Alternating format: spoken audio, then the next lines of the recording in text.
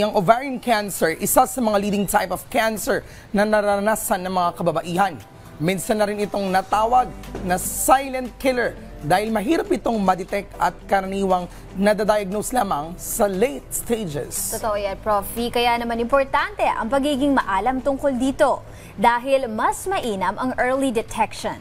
Para pag-usapan ng iba pang mahalagang impormasyon tungkol sa ovarian cancer at sintomas nito, makakapanayan po natin ngayong araw si Dr. Romelyn Onglao, isang OBGYN. Magandang umaga po, Doc. Hi, Leslie. Morning. Hi, Prof. morning. Morning, Doktora. Thank you for being with us this morning. I understand. Ito rin naman yung gising mo. Dapat madalas ka namin kasama. Pero, Doc, para po sa kaunawaan ng ating mga ka-RSP, ano po ba ang ovarian cancer o cancer sa ovaryo? Okay. When you say ovary or ovaryo, part siya ng mga reproductive organs, di ba? So, ito yung sa nanggagaling yung mga eggs or itlog. Kunyari, gagawa tayo ng baby. So, yung ibang part ng organs ng mga parting pambabae, mayroon pang fallopian tube, kung saan dumadaan yung egg, meron ding matres or yung uterus. Tas, yung cervix nakakabit sa matres. Pero kasi, nung bata pa tayo, nung binubuo yun, magkakaiba yung cells. Tapos syempre yung vagina and vulva palabas. Okay. So, nakafocus yung cancer dun sa ovary. So tama, sabi niyo, silent killer siya. Kasi yung symptoms, kung paano nagkakaroon ng ovarian cancer, medyo mahirap ma-detect. Okay.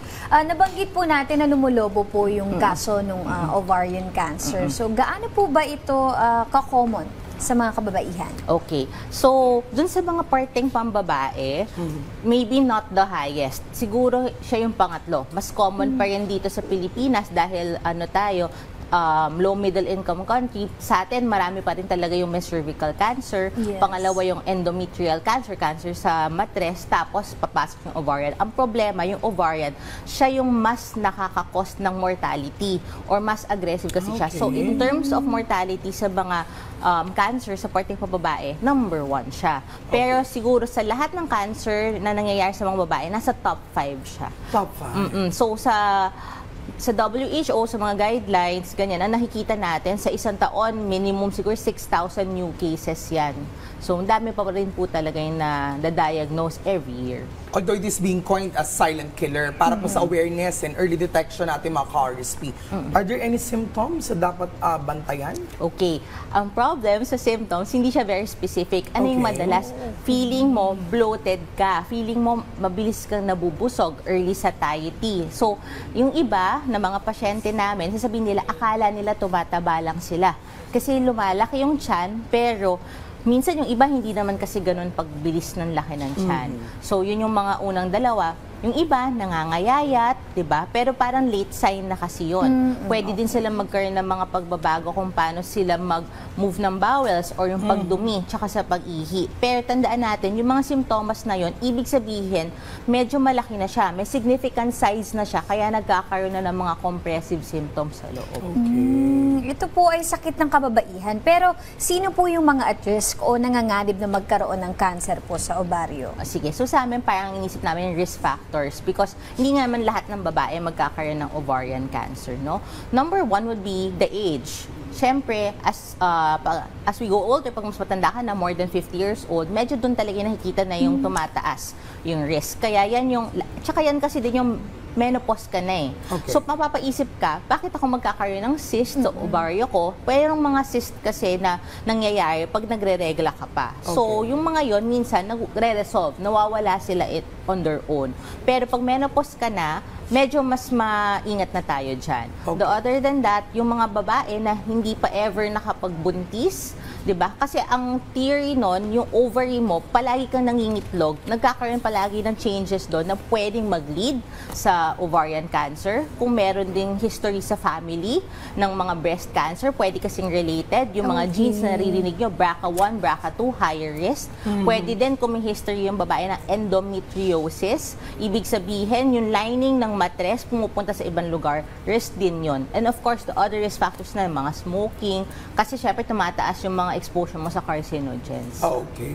Doc, paano po natin nasusuri ang pagkakaroon nitong ovarian cancer? Okay. So, sa ovarian cancer, wala pa talagang magandang evidence kung ano maging screening. Hindi katulad ng cervical cancer prevention and screening, di ba?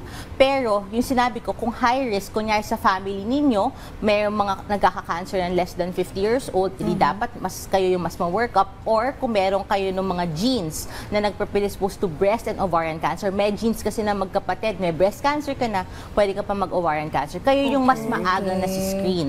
So, paano yung screening? Pwede kasing mag-ultrasound, transvaginal or transrectal, kumbaga para makita yung organ sa baba. Pero kasi hindi siya ganun ka-specific. Kasi sabi ko nga sa inyo, pag nagre-regla ka pa, pwede ka pa talaga magkaroon ng mga cyst. Yung isa naman, tinatawag namin cancer antigen 125. Pero itong, kahit na ang pangalan niya, cancer antigen 125, pwede kasi siyang tumaas kahit na may infection ka or may endometriosis, kahit anong nai-irritate yung parang wallpaper sa loob ng tiyan mo. Pwede siyang tumaas. So, mas maganda talaga kung may symptoms ka, i-consult kasi doon ka ma-advise ng doctor kung ano yung best na pwedeng work-up or diagnosis. Pero in terms of screening, wala pa talaga may pinakamagandang evidence. Okay. So pagdating naman po sa gamutan, ano po yung mga option or paraan po sa paggamot para dito po sa cancer sa ovaryo? Okay. For ovarian cancer, definitely surgery yung number one. Pero bilang ako, gynecologic oncologist ako, ang unang isipin ko, para sa pasyente, ano ba yung best? Magki-chemotherapy ba muna siya or kailangan niya maoperahan? So pag surgery, we need to remove lahat ng organs. Uterus, tubes, ovaries, pero nagtatanggal din kami ng mga kulani, omentum, yung panyu-panyuan, kasi sabi, there's fat binding protein there. Yes, the omentum. So, may bituka, may fat na nakalay dyan. Kasi yun daw yung nagiging some source ng nutrition ng cancer. Pero, nandun din, kunyari, sabi nga natin, minsan kalat na siya. That's what we call debulking surgery. Kasi pwede siyang mapunta sa atay, pwedeng sa iba't ibang part. Yes. So, ang ideal is dapat residual zero, walang matira as much as possible. So, may surgery, may chemotherapy component, and in this day and age na molecular na, so meron na tayong mga targeted na therapy na parang nagbabawas ng mga blood vessels, o kaya kung may BRCA gene sila, may mga binibigay na rin na medications para ma-improve yung survival ng patients. Ayan. Maaari po bang maiwasan to, Doc? What could be the prevention? Okay. So, of course, the general healthy lifestyle, we always recommend that. Pero the other thing, baka lang kasi may mga nakakabasa na may ebidensya kasi na yung oral contraceptive pills, nagdi-decrease yung mga chances. Kasi nga, hindi ka palagi nangingitlog. Pero hindi ibig sabihin na nakakagamot siya. Ha? So, yun. Tapos, syempre, kung meron kayong family history, pag mas maaga siyang nasi-screen, o kaya kung may endometriosis, edi dapat din ma-address yung mga bagay na yon para mas maiwasan siya. And earlier, na ma-detect yung symptoms, lalo na kung persistent, nagbabago, na nagkakaroon ka ng mga bloating, tsaka nagbabago sa pag-ihit siya pagdumi, dapat talaga magpa-check up. Alright, Doc, siguro mensahe na lang sa ating mga ka-RSP.